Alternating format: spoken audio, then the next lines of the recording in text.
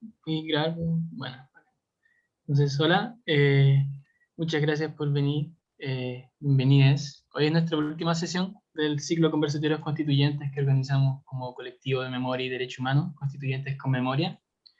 Y bueno, para esta ocasión, desde el colectivo de memoria y derechos humanos C, quisimos abordar la temática sobre el medio ambiente y el futuro del medio ambiente, que a la vez es también nuestro futuro. Eh, para ello estaremos discutiendo cuestiones relacionadas a los derechos medioambientales del proceso constituyente y para esta ocasión nos acompaña Camila Musante, independiente por Cupo Revolución Democrática del distrito 14, y Carolina Vilches, independiente con cupo de comunes por el distrito 6. Así que no sé si Camila, ¿quieres partir presentándote brevemente? Sí, claro. Primero que todo, quiero agradecer la invitación a espacio, a conversar. Creo que el tema es súper relevante. Ojalá fuera no una demanda más dentro de las muchas para una nueva constitución, sino que por un enfoque de ver el nuevo texto constitucional. Yo soy Camila Musante, soy persona y soy de profesión abogada. Tengo un magíster en Derecho Ambiental, soy activista ambiental, vivo en la comuna de San Bernardo. eh, Soy activista feminista, también pertenezco a la Asociación de Abogadas Feministas, o más conocidas como ABOFEM Chile. Y también participo dentro de una coordinadora contingente de organizaciones sociales llamada la Mesa Técnica de las Organizaciones Sociales Independientes. Ahí estuvimos dando la pelea para que las organizaciones sociales pudieran aparecer dentro de la franja del apruebo o rechazo. Eso en términos generales. También pasó un periodo de mi vida en que me dediqué a hacer teatro y escribir libros y otras cosas poco convencionales con el derecho, así que creo que una persona no es una sola cosa.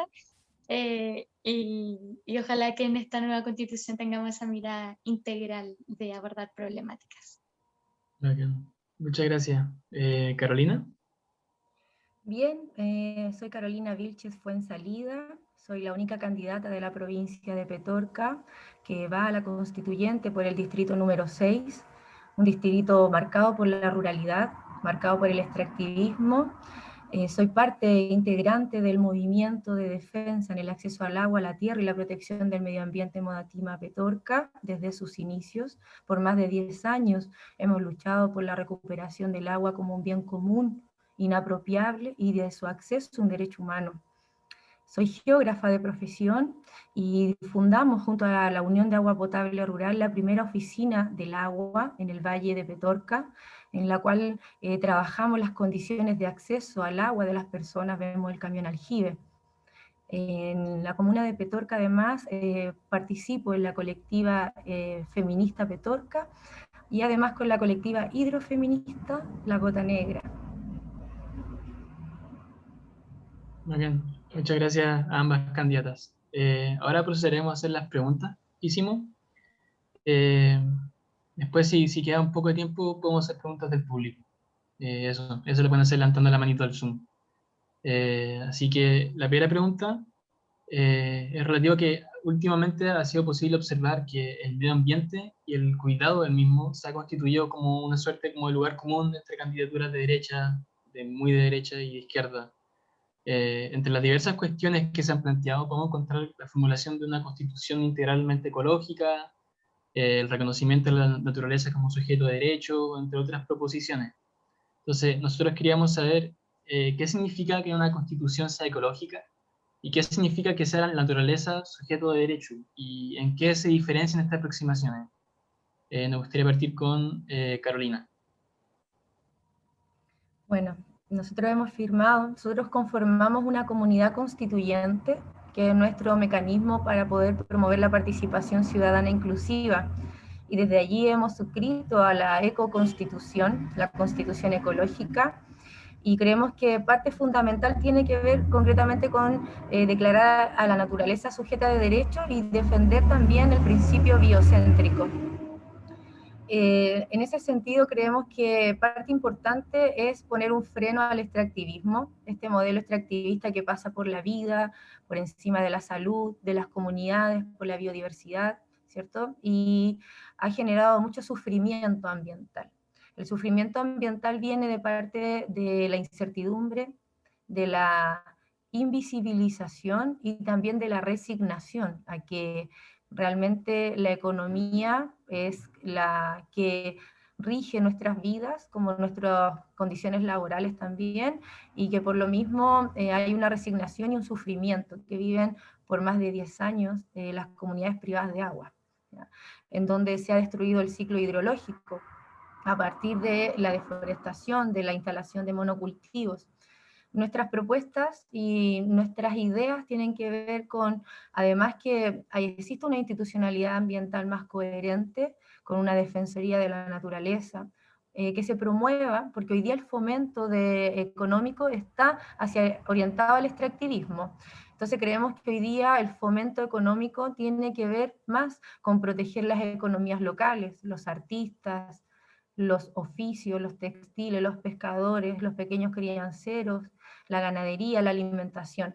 Y que por ahí creemos que es súper importante que haya una economía descentralizada, de baja huella hídrica, de baja huella de carbono, y que el fomento esté en poder proteger las economías locales y también la biodiversidad a través de la Defensoría de la Naturaleza.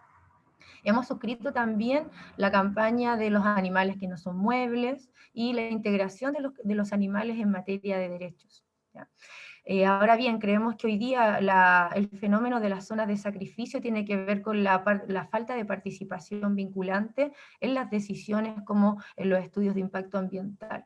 Y por eso también creemos que las comunidades constituyentes, como también la distribución del poder del Estado en clave territorial, nos permitiría generar una democracia participativa, inclusiva, en la que realmente las comunidades pudieran, a través, por ejemplo, de un referéndum revocatorio, a través, no solo para autoridades, también para proyectos extractivistas, frenar la instalación de megaproyectos que destruyen los medios y modos de vida de las personas.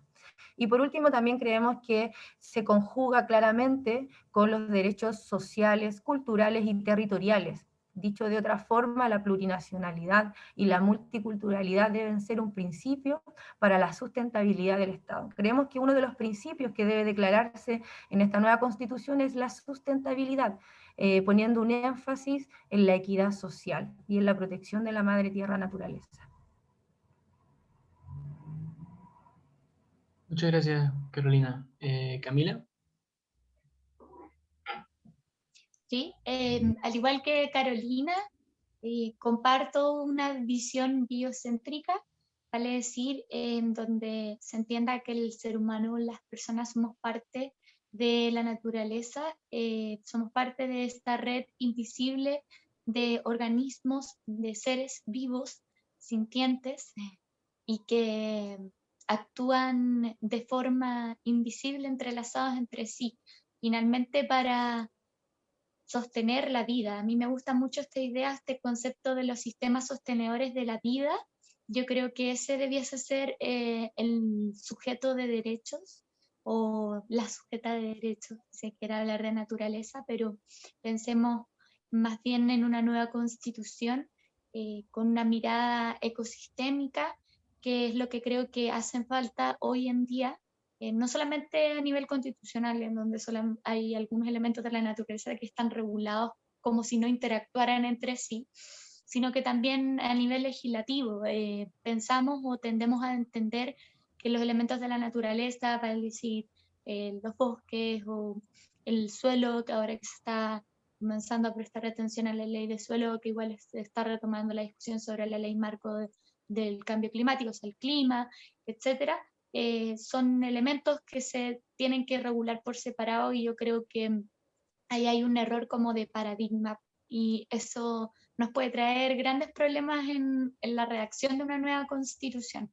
Así que partiendo por ahí, un enfoque biocéntrico en donde entendamos que al proteger los elementos de la naturaleza también estamos protegiendo a las personas, porque somos parte de este sistema sostenedor de las vidas que existen, por una parte.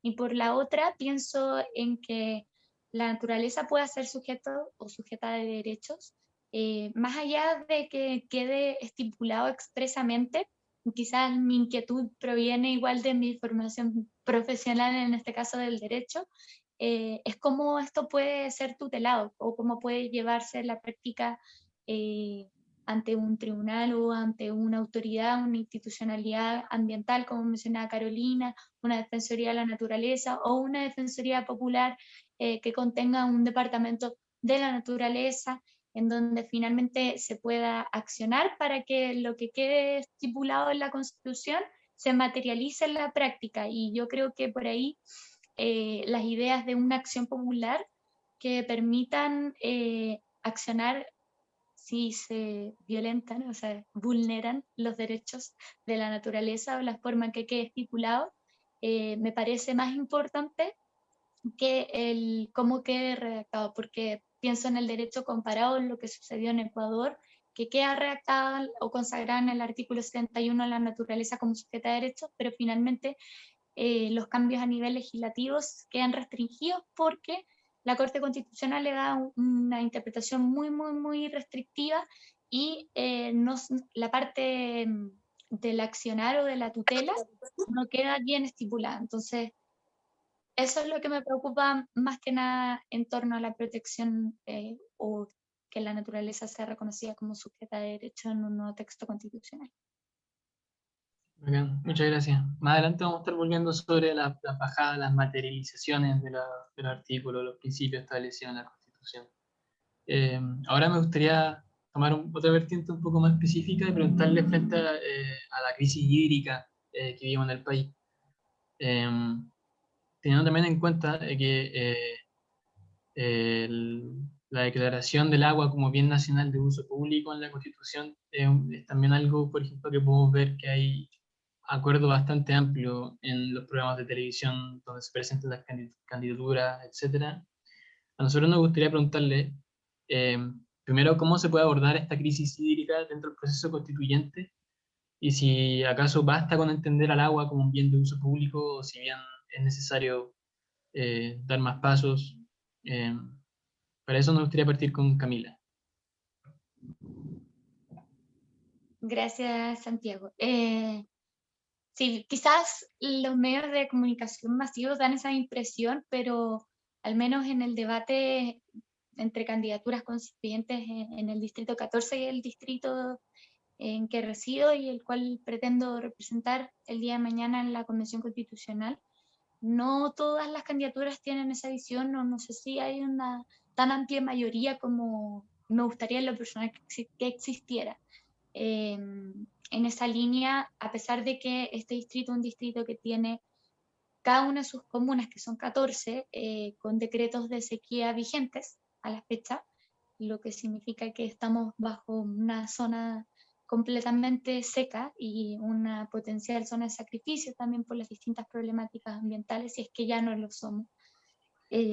Creo que el tema del agua, de la sequía, pasa por un tema de gestión del recurso hídrico y ahí también vuelvo a hacer la crítica sobre la mirada de las aguas como recursos hídricos, vale decir, como entender el agua solo como agua y no como con un enfoque ambiental que interactúa con otros elementos de la naturaleza y por lo tanto el hecho de que se seque un río no solamente significa que se seca el río, sino que hay una desertificación de los suelos que va a afectar a lo que hay debajo del suelo, un tema súper importante, y a todo el ecosistema que existía alrededor, a los animales no humanos que se alimentaban, que bebían de esa agua, a la vegetación, etc. Entonces, son muchos factores que hay que contemplar. A mí me gustaría que existiera esa visión sobre las aguas en una nueva constitución.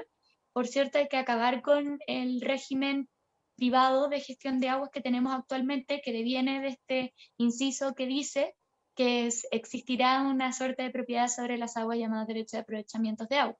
Y esa es como la matriz o la madre de los problemas, porque finalmente son los privados quienes hacen la gestión de las aguas y en esa gestión se trata como cualquier bien de mercado, que se transa, que se vende, que no se utiliza si no se quiere y no hay una distribución correcta en orden a prioridades. O sea, la DGA tiene como una declaración de buenas intenciones, pero en la práctica quienes gestionan las aguas son los mismos privados, y eso es un problema porque se hace de acuerdo a las reglas de mercado y se transa y se vende, se compra, etcétera, como cualquier otro bien. Entonces, no basta con que sea un bien nacional de uso público, sino que también hay que incorporar otras miradas y, por cierto, acabar con el actual régimen de gestión privada y de derechos de aprovechamiento de agua, y, por otra parte, asegurar el consumo humano como un derecho humano. Muchas gracias, Camila. Carolina. Bueno, nosotros venimos del movimiento de defensa en el acceso al agua, a la tierra y la protección del medio ambiente. Yo también me he vinculado con el movimiento del agua y los territorios y llevamos 10 años en un trabajo intenso. Y hemos podido identificar varias medidas que creemos que son relevantes. Primero, decir que hay muchas candidaturas constituyentes que hablan de declarar el agua como un bien nacional de uso público, y ya es un bien nacional de uso público, y tiene una derivada que también es económica. Entonces, no es una propuesta decir que sea un bien nacional de uso público, primero que todo. Creemos que debe ser declarada, consagrada como un bien natural común, inapropiable, porque hoy día existen dueños de agua, de derechos de agua, que están vendiendo agua. Además de eso, la propiedad del agua hoy día genera muchísimos conflictos. Lo voy a comentar para que se aterrice muy bien en la realidad de Petorca, que es símbolo de la violación al derecho humano al agua. Cuando hoy día el Estado tiene que responder a la necesidad de agua, hoy día hay 3.525 personas que dependen 100% del agua de Camión Aljibe, ¿qué tiene que hacer el Estado? Uno, expropiar, dice la Constitución, a precio de mercado. La indemnización es a precio de mercado, y eso significa un gasto tremendo y lo hace inviable. Dos, comprar agua para llevar en Camión Aljibe. Tres, comprar derechos de agua que fueron entregados de manera gratuita. O sea, siempre estamos pagando por un bien natural común que debiera ser inapropiable. Por eso nosotros creemos que en la nueva Constitución el agua es un bien natural común, inapropiable, un derecho humano básico, fundamental y universal. ¿Por qué decimos esto? Porque el derecho humano al agua universal significa que si yo no tengo factibilidad de agua, no recibo un subsidio para la vivienda. Si yo no tengo un derecho humano, yo no tengo el derecho al agua, no puedo obtener una resolución sanitaria para un pequeño emprendimiento. Si yo no tengo agua en la escuela, no puedo abrir la escuela. Por eso es un derecho básico, fundamental y universal que debe estar garantizado por el Estado. En ese sentido, necesitamos el mandato legal de que el Estado sea garante de este derecho y lo consagre como su acceso a un derecho humano. Ahora bien, terminar con la propiedad del agua es importante, porque además hoy día no existe una democracia hídrica, como decía Camila. Hoy día las juntas de vigilancia, las comunidades de agua subterránea o las comunidades de agua de canal están regidas por la propiedad, por la titularidad del agua. ¿Qué significa esto? Que solamente quienes son propietarios pueden decidir sus usos, su repartición, y es en función de la cantidad de acciones o derechos de agua. Por lo tanto, nosotros creemos que debemos terminar con la propiedad del agua, y además tenemos que integrar, no existe una diferencia, porque es antinatural decir tenemos un agua subterránea y una agua superficial, ¿cierto? El agua debe ser restituida a la tierra, porque cuando el Código de Agua separa el agua de la tierra, lo que hace es crear un mercado del agua y la especulación sobre la misma.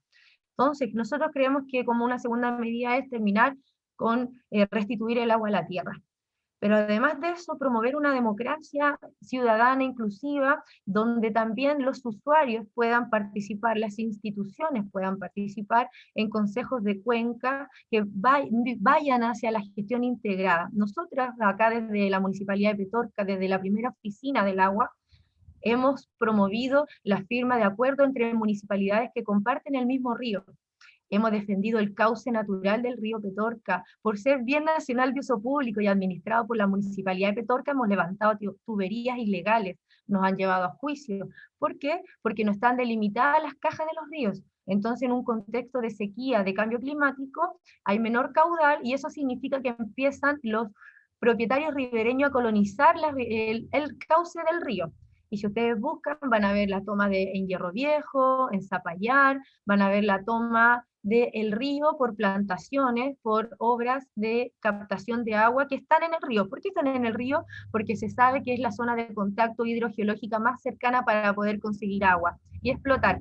¿Por qué se permite? Porque hay una ley de accesión que les permite colonizar el río después de 5 años, cuando son propiedades ribereñas. ¿Por qué se permite?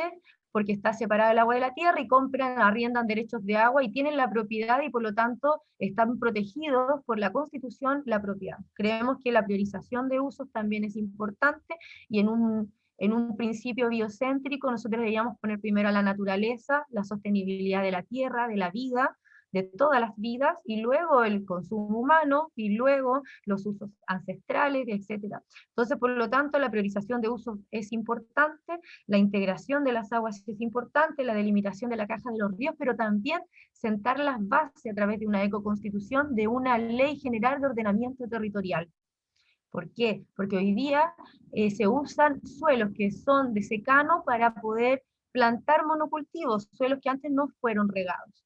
Entonces creemos que por ahí tendríamos la posibilidad, y hay otra acción que es súper estratégica y que tiene que ver, voy a hacer esta, es súper concreto. ¿Por qué el agua no está en el Ministerio de Medio Ambiente? ¿Por qué está en el Ministerio de Obras Públicas? Porque tiene una mirada productiva, ¿verdad? Y hay ejemplos como el de México, en el que el agua, la tutela del agua, de la conservación de las fuentes de agua, fue traspasada al Ministerio de Medio Ambiente, y fue solo ahí cuando el Ministerio de Medio Ambiente cobró relevancia y poder.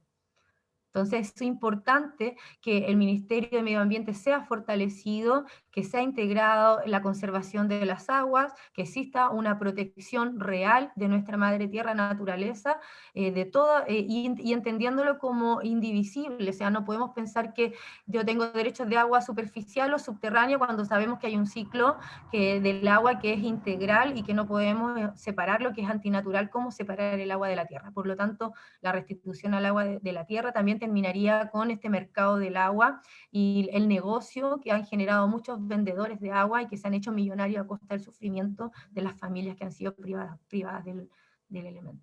Eso.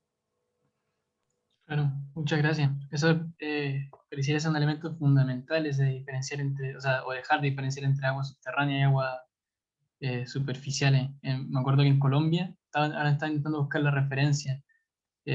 Por mucho tiempo los colombianos hicieron iniciativas populares de ley donde prohibían que empresas, mediante sus votos, prohibían que empresas se apropiasen de agua subterránea. Y después, dado que no se aseguró tanto muy bien esa cuestión en la Constitución, la Corte Suprema después revocó todas esas leyes, dado que dedujo que las aguas subterráneas eran del Estado y no eran de las localidades. Asimismo, eh, hay que tener ojo con esas cuestiones. Y dado eso, quería transitar a nuestra última pregunta, que una fuente como de férrea discusión en cuanto a esta temática es que varios afirman que la protección de la naturaleza ya está asegurada en la Constitución, en el artículo 19, numeral 8, el derecho a vivir en un medio ambiente libre de contaminación, o algo así es la palabra que ellos usan. En ese sentido, me gustaría saber, por una parte, en qué medida van a diferir estas nuevas nociones en la realidad práctica del cuidado del medio ambiente, del acceso al agua potable, entre otros, a diferencia de lo que ya está contenido en la Constitución, y junto a eso, como qué avances paralelos se pueden hacer paralelo a la Convención Constituyente para asegurar una mayor eficacia de los derechos, de estos derechos que hemos hablado hoy. Por eso me gustaría empezar con Carolina. Bueno, nosotros también creemos que hoy día hay que revitalizar o resignificar la función pública del Estado. Hoy día tenemos un problema grave de la concentración del poder del Estado, tenemos la necesidad de la descentralización, y por ahí es significativo pensar que una reforma en las bases de la institucionalidad de lo público viene a mejorar la administración del Estado. Significa que lo público ya no sea una cosa lenta, que llega tarde, ¿verdad?, que es burocrática y que no resulta, que no funciona. Cuando hablamos en las calles, los foros de dignidad, hablamos de integrar derechos, hablamos de un habitar digno. No hablamos de solamente un catálogo de derechos que signifiquen una suma o una ecuación, sino que hablamos de integración. Y creemos que ahí es súper importante redefinir el concepto de territorio, de territorialidad, también que exista un escaño ciudadano que pueda participar en el Congreso. Nosotros creemos que en el Congreso debe existir una unicameralidad, pero también se puede integrar un escaño ciudadano que puede funcionar no a través de votación, sino que puede representar acuerdos políticos territoriales y también participar de la discusión y hacerla vinculante con los parlamentarios. Y eso significa reformar la ley de participación ciudadana, ¿verdad? Y instalar un escaño ciudadano que permita realmente una participación ciudadana vinculante.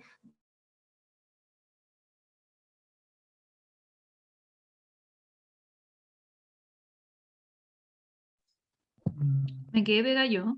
No. No, ya.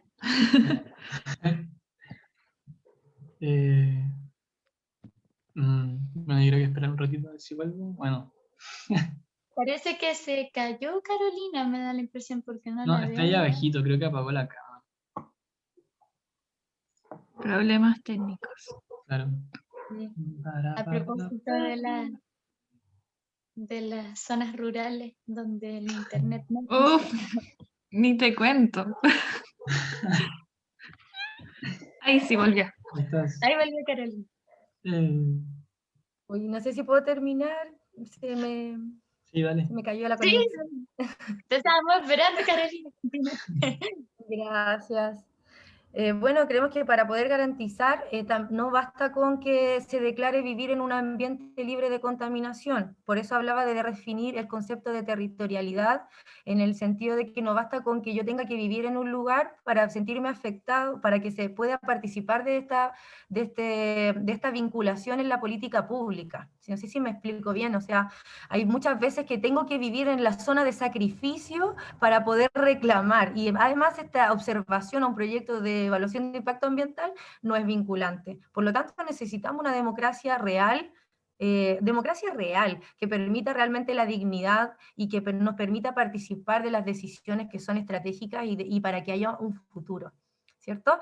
Y que no basta con vivir en un ambiente libre de contaminación, sino que también debe quedar consagrados los deberes del Estado de proteger nuestra madre tierra naturaleza y de que exista un mandato legal, es decir, que la ley definirá las formas de proteger la naturaleza, de proteger la vida, y no solamente estar libres de contaminación. Entonces, la resignificación de la función pública, la democracia y también la reconceptualización del concepto de territorio y los deberes del Estado, no solamente los derechos que tenemos como población, sino que los deberes del Estado de proteger la madre tierra naturaleza. Muchas gracias, Carolina. Camila. Gracias. En la misma línea, como para tomar el hilo de lo que iba cerrando Carolina con la última idea, me quedo con la reflexión de que, y la crítica también que iba a hacer, de que el derecho de medio ambiente, que dicen muchos o de algunos sectores, que está asegurado actualmente en la Constitución en el 19, número 8, tiene una visión muy individual, tiene una visión individualista sobre la tutela del derecho en sí. Yo creo que eso lo expresó muy bien Carolina en los términos de la resignificación, y para poner un ejemplo más concreto y preciso, ¿por qué si es que vivo en la comuna de San Bernardo no puedo interponer un recurso de protección por el derecho a vivir en un medio ambiente libre de contaminación? respecto de lo que está pasando en Quintero y Puchuncaví, por ejemplo, solamente por poner un ejemplo. Y eso es una falta de mirada colectiva del derecho a vivir en un medio ambiente sano y libre de contaminación. Incluso si achicamos un poquito más el territorio a nivel comunal, en la zona norte de la comuna de San Bernardo existe, y justo en el límite con la comuna del Bosque, existen muchas cementeras, las que levantan el polvo y en cierto horario por la dirección del viento llegan a los hogares de la comuna de San Bernardo. Entonces, ¿por qué si no soy pobladora de esas poblaciones que se ven más afectadas, no puedo interponer una acción o un recurso, más bien es una acción ante la justicia? Yo creo que esa es una falta de mirada colectiva sobre el derecho a vivir en un medio ambiente sano, y yo creo que el libre de contaminación se queda como un poco corto de apellidos. Yo creo que ahí hay que extender el, el significado de un medio ambiente sano, no solamente acotarlo a que sea libre de contaminación, porque son muchísimas las crisis ambientales que tenemos. Y sobre los mejoramientos como paralelos que pudiéramos generar, ya más a nivel legislativo, creo que esa era como la segunda parte. Voy a hacer una crítica desde el lado procesal, pero que también tiene que ver con lo constitucional, porque en el caso del actual recurso de protección para poder tutelar el vivir en un medio ambiente sano y libre de contaminación, quien tiene que acreditar que efectivamente hay una vulneración a ese derecho y que le afecta de forma particular, así muy con esta mirada muy individualista, es la persona que lo alega.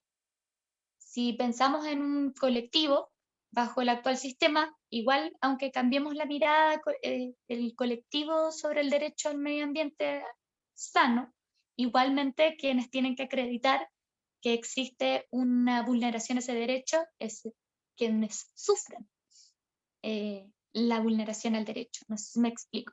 Entonces, frente a una empresa, como las empresas cementeras, como las empresas de azufre, como las termoeléctricas, como los ejemplos son múltiples, las empresas avícolas, de la agroindustria, etcétera, con toda la capacidad económica y con toda la capacidad técnica también de producir pruebas, es muy difícil para la comunidad verse enfrentada a ese tipo de proceso judicial. Entonces, aquí hay un derecho fundamental que también se está viendo vulnerado dentro de los procesos, no solamente en el caso del recurso de protección, sino que también los procesos de reparación de daño ambiental ante los tribunales ambientales, que es la igualdad de armas, que tiene que ver con el debido proceso, que es un derecho fundamental.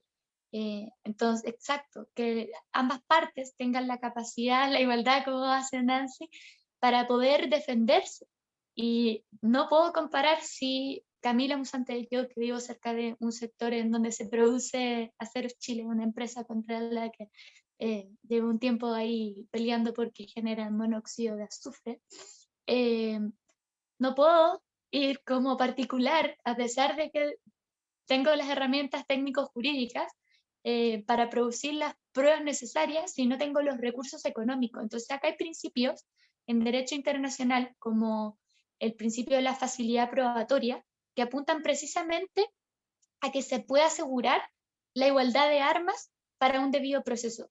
El debido proceso, en términos de justicia, es un derecho que está consagrado en muchos tratados internacionales de derechos humanos como un derecho fundamental, y así como la igualdad de armas. Así que yo creo que en esa materia hay harto que mejorar.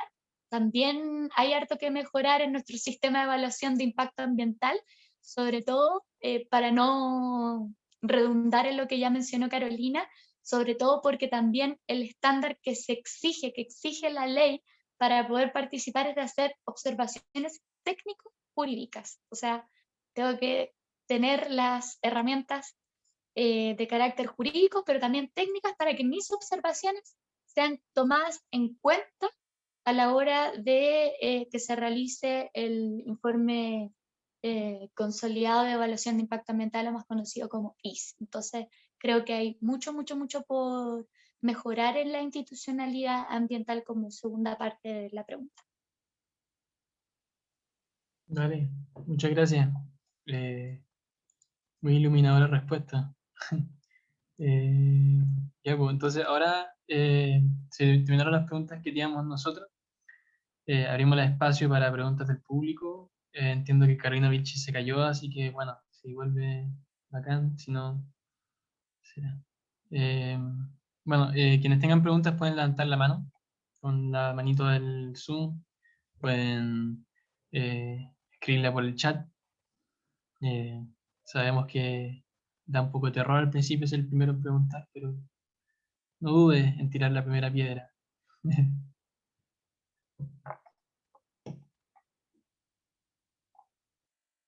Hola Ahí Carolina. volvió Carolina. Estamos haciendo las preguntas del público ahora. O sea, esperando a que... sí. Dale, vale. Ya, iba a escribirla, pero mejor la digo así rápido. En relación al uso del agua y el suelo, como entendiéndolo como lo dijeron ustedes, como algo igual y no por separado, ¿cómo creen que se debería regular o gestionar para aportar en que se deje de usar de la forma en que se usa, como de manera indiscriminada, y en el uso también de plantaciones que quizás son transgénicos o son de estos monocultivos que se llaman, ¿cierto? No sé bien esas cosas, pero eso. Nosotros creemos que la priorización de usos tiene que ver con que en una nueva ley popular de aguas que permita definir claramente cuáles son las prioridades del uso y que esas prioridades puedan ser ordenadas de acuerdo a las necesidades de la naturaleza, de la población y de la economía local. La biodiversidad. ¿Por qué lo decimos así? Porque ya hubieron proyectos de ley para poder modificar el Código de Aguas, los cuales no han prosperado. Ya van 9 años de trabajo intenso en la Cámara de Diputados y de Senadores, en donde los conflictos de interés no han permitido que se priorice el consumo humano. Hace menos de 2 años se votó en la Cámara de Senado y se rechazó. Se rechazó porque además existían supramayorías que indicaban que tenían que tener una mayoría muy grande en votos para poder llegar a consagrar primero el derecho humano al agua y luego el uso para el agronegocio, por ponerlo así bien claro.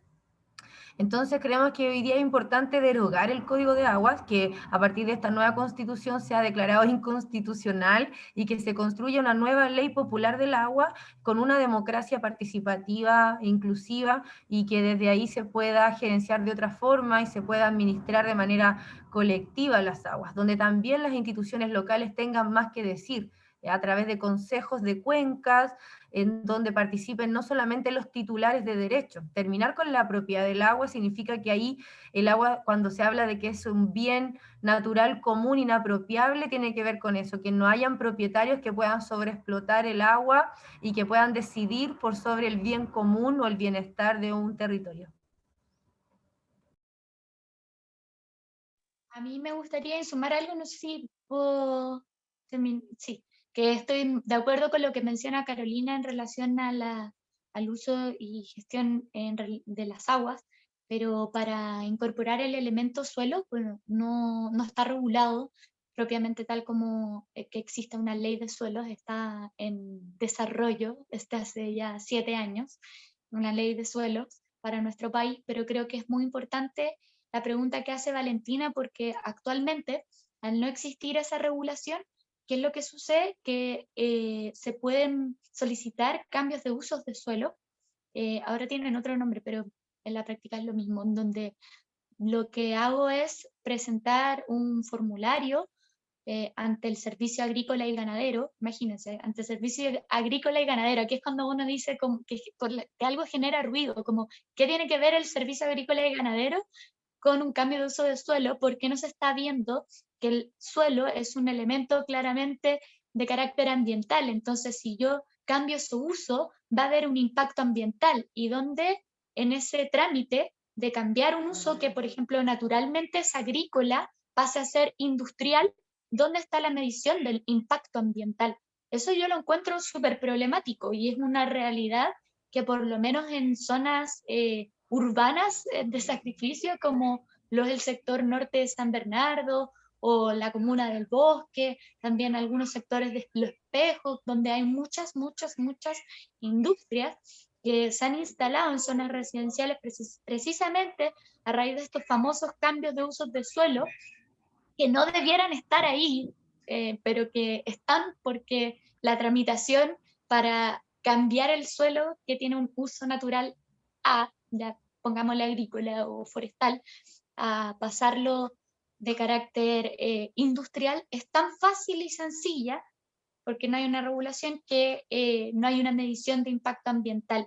Y eso yo creo que es preocupante, porque no se está midiendo el daño que se genera no solamente a nivel de suelos, sino que también lo que hay debajo del suelo, que es un poco lo que mencionaba Carolina, como dejar de hacer esta separación entre aguas superficiales y aguas subterráneas. Cuando se hace el cambio de uso del suelo, se ignora o prácticamente se pasa por alto que existe algo que se llama aguas subterráneas, y mucho menos se mide qué impacto va a tener un cambio de uso del suelo para esas aguas subterráneas. Entonces, yo creo que el elemento suelo no sé si vaya a quedar regulado en una nueva constitución, pero sí me gustaría precisar, y soy bien enfática en eso, en que tiene que haber una mirada ambiental sobre los elementos de la naturaleza que interactúan entre sí. Entonces, cuando haya la bajada legislativa, que no se entiendan como elementos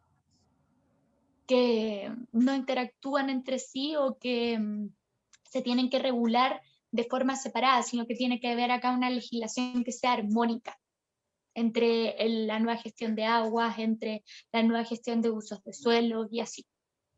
A mí me gustaría agregar que tiene que ver con el ordenamiento territorial. Hoy día los instrumentos de planificación están netamente orientados a lo urbano. ¿Qué quiere decir esto? Que se regula el uso del suelo que es urbano, luego lo que es interurbano o lo que es metropolitano y satelital, pero el espacio rural no se organiza ni se ordena agroecológicamente. ¿Y qué quiere decir de esto? Que estamos desconociendo el valor de la biodiversidad, de la conservación de los suelos que son del uso ancestral del suelo, y por eso es tan importante la restitución del agua a la tierra, porque no puede ser separada el agua de la tierra por una parte, y debe existir una ley general de ordenamiento territorial que permita hacer un uso responsable y adecuado de los suelos. Y estos instrumentos de planificación territorial son súper poco participativos, muchas veces hay poca transparencia, hay poca democracia en la decisión de cómo se usan los suelos, y más encima está separada el agua de la tierra. Entonces, súper importante la restitución del agua de la tierra y también instrumentos de participación en la planificación territorial que vayan más allá de lo urbano y que integren las capacidades del suelo y que integren también lo ambiental, como decía Camila. Muchas gracias por sus respuestas. Acá tenemos una pregunta de Nancy, que en el chat pregunta, ¿estiman que corresponde en la nueva Constitución garantizar el derecho humano al agua potable con tal calificativo para proteger el uso humano, o no lo estiman necesario? Yo puedo responder me tengo que retirar, entonces me gustaría decir que sí, porque hay muchas personas que no tienen acceso al agua porque no hay equipamiento, porque no hay redes, porque no hay una llave que tú puedas abrir incluso habiendo agua. ¿Por qué? Porque el Estado tiene un programa de agua potable rural en donde invierte cuando es rentable socialmente, y usan indicadores del Ministerio de Desarrollo Social para poder definir una inversión pública que vaya acorde con la cantidad de población que es beneficiada, lo que significa que discriminamos a las personas que están en la dispersión geográfica o en zonas extensas. Dice ser que es muy caro. Entonces nosotros vemos en Petorca que hay personas que están con camión aljibe porque el Estado no invierte en la instalación de un sistema de agua potable. O sea, sus casas todas dependen del agua de camión aljibe porque no hay una inversión pública. Y muchas veces se ha hecho un estudio de diseño de la Dirección de Obras Hidráulicas, y en este estudio de diseño dice, es muy caro, no lo voy a financiar, no lo voy a construir. Entonces, es indispensable, porque hoy día además la ley sanitaria dice que es la extensión de una matriz de agua es a costo del consumidor. O sea, ¿somos seres vivos o somos clientes? Entonces, ¿qué significa esto? Significa que necesitamos que el Estado pueda garantizar el acceso humano al agua, a la vida, y ahí está el agua potable. En la ruralidad existe una inequidad tremenda porque no se invierte. Hay proyectos que han sido diseñados y que nosotros hemos tomado del diseño de la Dirección de Obras Hidráulicas y lo hemos postulado a otras fuentes de financiamiento como la Subdere para que esto se invierta, para que haya inversión. Y otras veces hemos hecho mingas del agua y hemos instalado nosotras y nosotros y nosotros mismos las tuberías. Si ustedes buscan en YouTube y ponen minga del agua Petorca, van a ver cómo la comunidad organizada, la Unión de Agua Potable Rural junto a la Municipalidad de Petorca, hemos instalado redes de agua potable cuando el Estado no invierte, cuando dice no es rentable socialmente. Entonces, ¿qué dice el alcalde y qué dicen todos acá? Bueno, se trata de una rentabilidad electoral. Se trata de que somos pocos y que esto es injusto porque no debieran existir ciudadanos de primera o de segunda categoría porque vivo en lo rural. Entonces es súper importante que quede garantizado porque hoy día, ¿quiénes están ahí? Los campamentos. ¿Quiénes están ahí? Las poblaciones rurales dispersas geográficamente.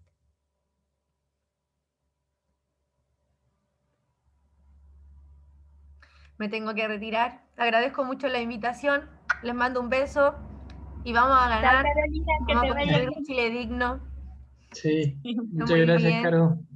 Chao, chao. Chao, Chaito. chao. Chao, que te vaya muy bien, éxito. Gracias. A mí me gustaría igual insumar algo respecto a la pregunta que hace Nancy, que dice que es de Concepción y que inconcebible es que compatriotas no tengan agua. Sí. Bueno, es curioso porque sobre todo en la zona que está Carolina, el cultivo de paltos, un palto cuesta producirlo 68 litros de agua y hay personas a las que se le están otorgando 50 litros de agua semanales por persona. Entonces nos cuesta más un palto que el consumo de agua potable para una persona durante una semana. Es una cuestión bien increíble cuando lo vemos en términos numéricos. Y yo quisiera hacer hincapié sobre lo que dijo un poco Carolina, que el hecho de que el agua sea potable, porque eso es un tema. No solamente es el problema de las instalaciones, que claramente es una realidad dentro de lo rural. Yo estoy en un distrito que es bien particular en su geografía porque comprende comunas muy urbanas como son San Bernardo y Padre Hurtado, comprende sectores interurbanos y también sectores muy rurales. Entonces, hay de todo tipo de realidades y hay sectores que no tienen las instalaciones necesarias, como decía Carolina, pero por otra parte, tenemos el problema de que el agua efectivamente sea potable. Y eso es lo que está empezando a suceder en las zonas urbanas, principalmente en la provincia del Maipo. Y eso también es un problema grave porque finalmente tengo agua que sale de la llave de mi casa, ¿sí? Pero no la puedo beber porque viene con sedimento, viene contaminada. Entonces, y no solamente no la puedo beber, aquí voy a dar ejemplos súper cotidianos, pero para que aterricemos un poco igual esta discusión. No me puedo lavar los dientes, no puedo lavar la loza, no puedo hacer un montón de cuestiones que son del día a día, tomar una ducha, etcétera, pensando en que esa agua viene con sedimento y ese es un problema de las empresas que sanitizan. De hecho, no sé si recuerdan que en este verano, en febrero, se desbordó el río Maipo. El río Maipo se desbordó por un fenómeno climático.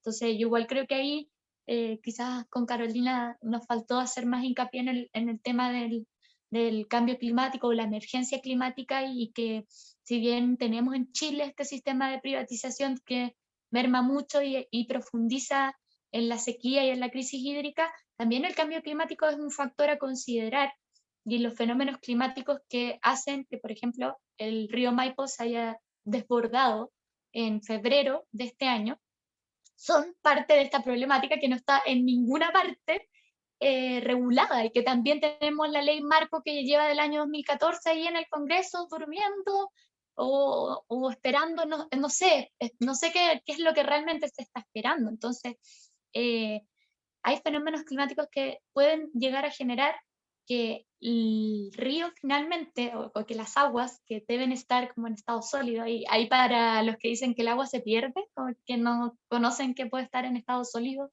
líquido y gaseoso, bueno, pues debiese estar primero en estado sólido en los cerros, y luego irse derritiendo lentamente, pero con el aumento de las temperaturas, eso no sucede, entonces así es como viene como el aluvión, el fenómeno de aluvión que arrasa con todo, y cuando las empresas que sanitizan, las que se tienen que preocupar que el agua potable sea potable efectivamente, que en este caso son Vizcacha, Vizcachita y Florida 2, no dan abasto, lo que sale de la llave es agua que viene contaminada. Entonces aquí igual yo creo que esto es un tema de servicios públicos de primera necesidad, como también, por ejemplo, el suministro de luz, de electricidad. Creo que también de alguna forma en la nueva constitución debiese quedar esbozado, no regulado completamente, pero que suministros, o sea, servicios de suministros básicos son del Estado y van a ser administrados por el Estado porque finalmente responden a una necesidad pública, que como es todo, todas las empresas sanitizadoras y que distribuyen la luz eléctrica se privatizaron, entonces actualmente esto es lo que tenemos en resultado, como todos los otros derechos finalmente. Entonces yo creo que eso es algo que sí se podría consagrar a nivel constitucional y también dar como un poco solución a este problema.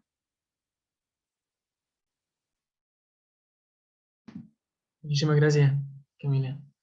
No sé si alguien más tiene alguna pregunta que le gustaría saber. Ya, Nancy, dale.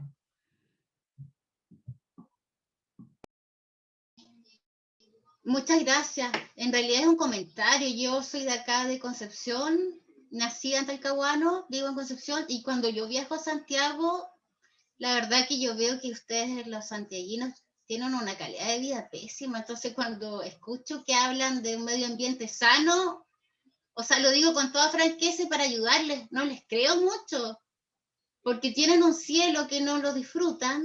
O sea, es horrible el cielo de allá en comparación al nuestro. Y el agua que toman, para mí, discúlpenme la expresión, pero es apestosa. O sea, yo acá abro la llave y tomo directamente un agua exquisita. Entonces, eso es como ciudadana, digamos, como para ver las diferencias en la calidad de vida, porque también es para nuestros hijos. O sea, uno dice, la capital de Santiago es una de las ciudades más contaminadas y de más mala calidad. Entonces, eso es un comentario nomás. No, yo estoy súper de acuerdo contigo, Nancy, y para tu tranquilidad, no sé si para tu tranquilidad, pero yo soy valdiviana, nací en la ciudad de Valdivia, entonces sé lo que es tomar un vaso con agua de la llave y que sea dulce esa agua y que se pueda tomar. Y lo primero que me pasa cuando llego a la región metropolitana a estudiar Derecho es decir olor a Santiago, como, no, es que acá huele a Santiago, huele mucho a Santiago. Fue como una expresión que empecé a utilizar para hacer referencia precisamente a lo que mencionas tú, pero realmente existe una muy mala calidad de vida, como mencionas tú, en todos los elementos, incluso en términos de olores. Por eso te mencionaba este ejemplo como un poco cómico del olor a Santiago. Bueno, igual es un tema importante que está completamente normalizado en la ciudad o en la urbe, en lo más, como en la metrópolis, lo más urbanizado, pero creo que es algo de lo que debiésemos hacernos cargo, porque se concentra la mayor cantidad de la población ahí, y eso, bueno, igual tiene que ver un poco con lo que mencionaba Carolina del ordenamiento territorial, pero me saltaría a otro lado de los problemas que tenemos porque se concentra tanta población en un sector y se ordena solamente territorialmente ese sector, y la planificación territorial está solamente pensada para Santiago y el resto yo por ejemplo creo que San Bernardo no es parte de Santiago, aunque digan que sí, la ciudad, para mí es la ciudad de San Bernardo y no tiene mucho que ver con Santiago, salvo que estés relativamente cerca y hay una micro que te deja en la Florida. Y está el Metrotren también que te deja en Estación Central. Y sería. No, no creo que haya más vinculación territorial que esa, pero precisamente ahí apunta un poco lo que decía Carolina de la falta de una política pública de ordenamiento territorial a nivel nacional, regional, comunal, intercomunal, provincial, etc. Que no existe. Existe solamente para la ciudad de Santiago.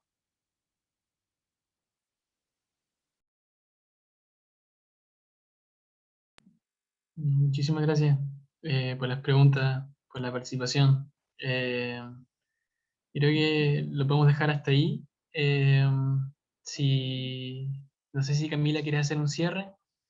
Eh, o no sé, que ahora como estamos fuera de campaña electoral se hace más difícil, pero...